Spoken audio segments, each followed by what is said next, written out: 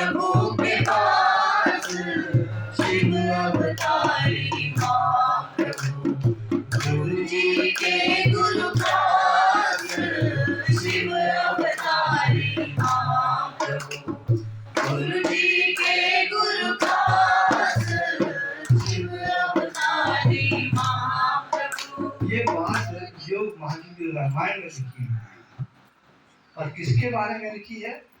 भगत अमरनाथ के बारे में। दुहेटा गांव जहाँ के वो कल आएंगे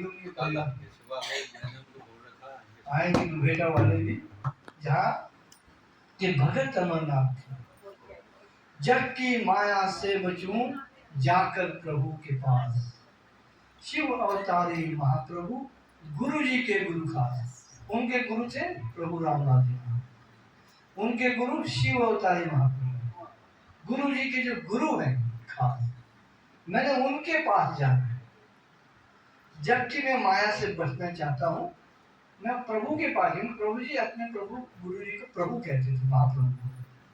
कि जग की माया से बचूं जाकर प्रभु के पास में, महाप्रभु के पास जाऊंगा। शिव अवतारी महाप्रभु गुरु जी के गुरु खास। प्रभु जी को कहते थे कि जनाब आप भी तो रहना अपने गुरु के पास, मैं भी जाऊंगा, मैंने भी जाना है।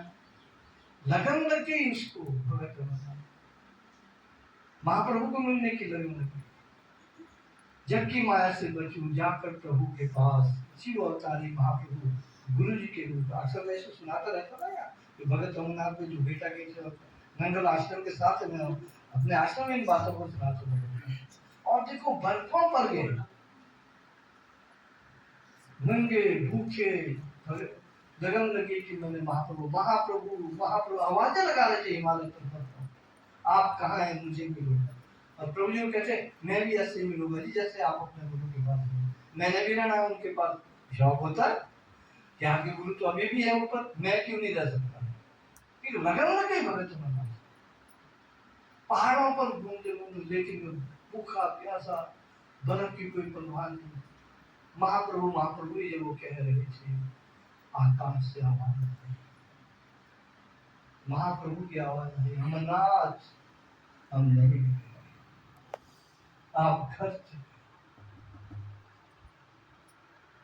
और महाराज जी भी कहते हैं कि अमरनाथ जी जब ध्यान में रहते थे तो जमीन से ऊपर बैठे होते थे। बोला भगत छड़ी गुजारते थे उनके नीचे से, कहीं ये जमीन पे तो नहीं है बैठा हुआ, ये छड़ी गुजर जाती। ऐसा ध्यान था। छत पे लग जाता था तो सिर जाकर, हाँ छत सिर पे लग जाता, ऊपर लग जाता था। देखते थे लोग ना जाके सुबह सुबह भी देखना इनके दर्शन करने। झूठ तो नहीं बोल रहे कि ऐसे होता है। तो योग है, हम जिस आश्रम में है ये साधारण आश्रम है। योग कोई साधारण विद्या नहीं है, ये बच्चों का खेल नहीं है, ये ईश्वर का खेल है। और ईश्वर का जो सत्य खेल है वो ये। तो अब फिर जाके बड़ी लंबी कहानी है भगत अमरनाथ जी की। तो उन्होंने तो फिर घर में आके वही जब उनका दाह संस्कार हो रहा था तो उनके भाई को थोड़ा शक हो गया, कुछ लगा तो मेरा गुरु भगवान था, मेरा कुछ लगा तो है नहीं इसके बारे में कि भगवान होगा। तो देखिए ढोल नगाड़े बज गए थे जब दाह संस्कार हुआ, नगाड़े भीड़ नबीरी वहाँ बज गए। लोग घराटों से आ गए, दुहेटा के लोग घराटों से दौड़ के आए थे कि नगाड़े कहाँ बज रहे हैं। सत्य घटना। और फिर वो देखे तो यहाँ दाह संस्कार। तब उनके भाई ने बोला बाबा हम तो बड़ी गलती खा गए, भगवान घर में था हम नहीं पहचाने। हमने पत्नी को भी कह दिया कि अच्छा भाई हम तो चले। बैठ के लाई पत्नी कोई अच्छा अब हमारा काम नहीं है, बच्चे भी नहीं, बस होगी मैं एक साल में शादी करती हूँ, फिर हम तो जा रहे हैं अपने प्रभु के पास। तुम प्रभु के पास का ध्यान रखना, वो तुम्हें संभालेंगे। और इधर इन्फॉर्मेशन देने चले गई परिवार वालों की, भाई उल्टी उल्टी बातें कर रहे हैं। जितने को आती है उन्होंने अपने प्राण उठाए हुए थे और शरीर में बैठे बैठे। हमने कहा ना कि योग कि जब प्राप्त होता है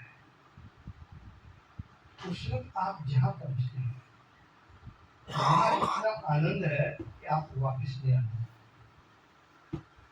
लेकिन हम संसार में ऐसे फंसे हैं कि हम वहाँ जाना नहीं चाहते। हम यहाँ ऐसे फंसे हैं कि हम वहाँ जाना नहीं चाहते। जो चले गए वो यहाँ रहना नहीं चाहते। और जब उनकी शादी भी हो रही थी भोले कमलनाथ की, तो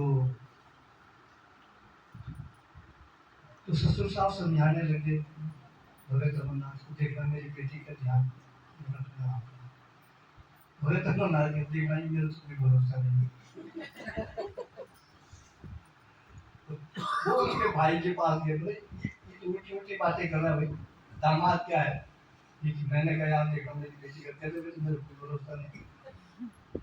फिर अब वो सोचे कि ये बड़ा उन्नति में रहता है, उनके भाई पूछे कि मेरा कोई भरोसा नहीं।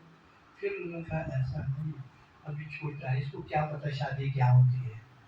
ये कहकर उनके भाई ने कहा इसको क्या पता छोटा है, इसको शादी क्या होता है, तो मैंने देखा है, मैं बड़ा भाई हूँ। तो उस वक्त फिर आखिर में 1 साल के बाद उन्होंने पत्नी को कही थी कि वे आपने, क्योंकि बड़े आनंद में चले गए थे। तो 7:15 बोले मेरे ख्याल में एक भजन सुन लेते हैं सुधीर जी का, क्योंकि फिर खाना खाना तो ब्लैकआउट तो नहीं आज। नहीं आज नहीं है, अभी तो मैसेज नहीं आया। अच्छा आज रुका हुआ है। आज रुका हुआ है कुछ। एक भजन मेरा हो जाएगा उसके बाद। हाँ आप अपना भजन सुनाओ और फिर सुधीर जी का भजन सुन लेते हैं, फिर देखते हैं आगे क्या कहते हैं।